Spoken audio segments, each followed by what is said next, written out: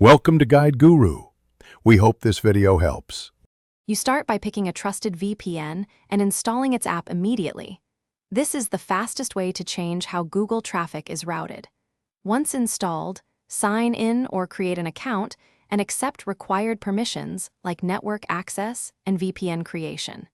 Make sure your Google Play services are updated so the app can register correctly.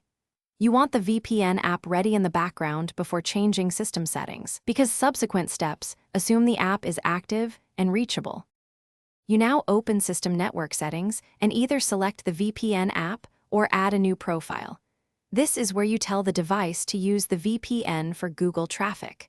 Choose the recommended protocol from your provider, enter server address and credentials, and enable Always On or Auto Connect so apps like Google Maps and Gmail use the tunnel.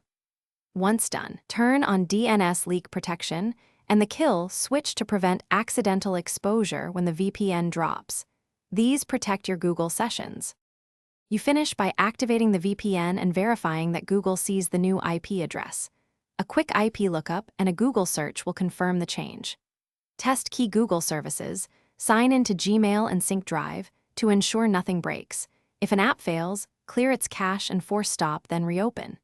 If Google flags location or blocks access, switch to a different server, change the protocol to OpenVPN or ICAV2 or disable IP6. If problems persist, contact your VPN provider for diagnostic logs.